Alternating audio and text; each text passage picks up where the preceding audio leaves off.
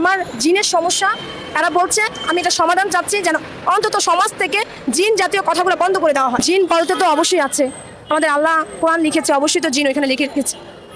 তা এখন জিন থাকলে থাকবে জিনেদের মতন, আমরা মানুষের মতো থাকবো, ঠিক না? তো এটা নিয়ে আমার উপরে চাপাই দেওয়া হচ্ছে কেন? তারা বলতেছে আমার সাথে জিন আছে, এটা বন্ধ করতে বলতেছে তাদেরকে। আপনার সাথে জিন আছে কিভাবে বুঝলো? এটা ওনারা বুঝছে, আমি তো জানি না। এটা কে বলছে? এটা আমার স্বামী শাশুড়ি। স্বামী শাশুড়ি? এখন কি আপনি আপনার স্বামীর সাথে থাকেন না? না না, কেন? 6 মাস ধরে আমাকে বের করে দেওয়া হয়েছে। আসলে কি আপনার সাথে জিন এমন কিছু আছে? না না, এরকম কিছু থাকলে আমি এখানে কথা বলতে পারতাম। তাহলে কেন এই ইটা দিল, অপবাদটা দিল? আমাকে মেন্টাল ভাবে আঘাত করা হয়, ওই আঘাতের সূত্র ধরে আমার একটা উগ্র মেজাজ হয়ে যায়। যখন ওষুধ না খাই তখন সেটা হয়। তখন ভাবে আমার শাশুড়ি বলে যে এটা ব্রেনের সমস্যা না, এটা জিনের চিকিৎসা, ওরা জিনে দোষ।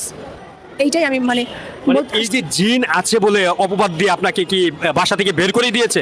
হ্যাঁ, এখন তাহলে কার কাছে থাকে? বাবার কাছে। মা বাবার কাছে? জি, এই যে আপনার মেয়ে কয়টা সন্তান? আমার একটা বেবি।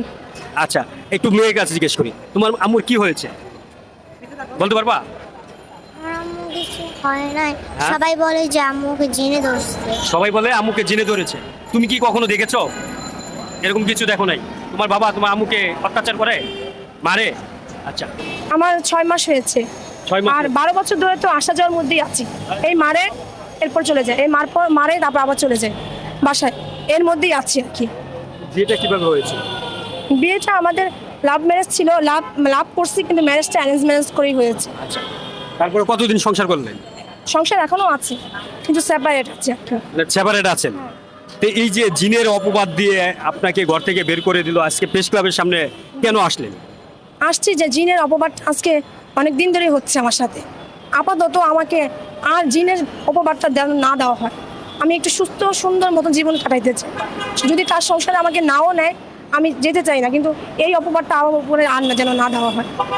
মানে আপনার স্বামী যদি নাও নিতে চায়, তাও যেন জিনের অপবাদটা না না দিতে। দেওয়া হয়।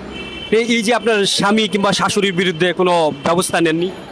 নিয়েছে, কিন্তু পুলিশের কাছে গিয়েছিলাম, তো এরা সমঝোতা করে দিয়েছে।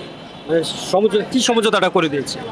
সমঝোতা বলছে সংসার কি হয়েছে, আমার ভালো লাগতেছে, বলছে সংসার করেও এভাবেই করতে হয়, মানে মানিয়ে গুছিয়ে নিতে হয়, এইভাবেই হয়েছে কয়েকবার। তো এখন আপনি কি চান? ওই যে বললাম না, সংসার যদি করতে হয় জিন বন্ধ করতে হবে, জিনের কথা আমাকে আর মেন্টালি প্রেশার দিতে পারবে না এই ব্যাপারটা নিয়ে। যদি তার রাগ থেকে থাকে, অবশ্যই মেয়েদের কিছুটা রাগ থাকবে, তার মানে আমার রাগ হলেই যে বলবে আমার সাথে জিন আছে, আমার মাথা ব্যথা হইলেই বলবে যে আমার সাথে জিন আছে, এই কথাটা যেন না বলে। আপনি কি সংসার করতে চান? হ্যাঁ, করতে চাই অবশ্যই, কিন্তু এখন তো সেপারেট আছে, সে করবে কিনা সেটা অনেক পরের কথা। আপনার স্বামীর সাথে কি এর মধ্যে কথা হয়েছে? হ্যাঁ, হচ্ছে। কি বলে? এই বেবির সাথে কথা বলে যে আমার সাথে সংসার করতে হলে জিনের চিকিৎসা করে সংসার করতে হবে। দর্শক, আপনারা শুনলেন যে এই যে সুন্দর একটা ছোট্ট ফুটফুটে বাচ্চাকে নিয়ে এই প্রেস ক্লাবের সামনে এসেছে। এই বোনটাকে তার স্বামী জিনের অপবাদ দিয়ে বাসা থেকে তাড়িয়ে দিয়েছে, তারা এখন সেপারেট আছে। আসলে এই জিন নামের শব্দটি সে শুনতে চায় না, সংসার করতে চায় ভালোভাবে। আপা, এই যে ভিডিওটি শেষ করে দেবো, আপনি সর্বশেষ কি বলতে চান আপনার স্বামী শাশুড়ির উদ্দেশ্যে? সর্বশেষ কথা হচ্ছে এটাই যে শাশুড়ি তো মায়ের মতন, মার সাথে কি রাগ গোসা হয় না? অবশ্যই রাগারাগি হয়। মা যখন শাসন করে পরে কি আবার বুকে টেনে নেয় না? তো সে যে আমাকে 6 মাস আগে বের করে দিয়েছে, তো এই পর্যন্ত তাকে তো আমি কল দিয়ে একবারও পেলাম না, বা সে তো আমাকে ফোন দিয়েও বললো না যে মা আমার নাতিনটার কি অবস্থা, বুসরা কিরকম আছে।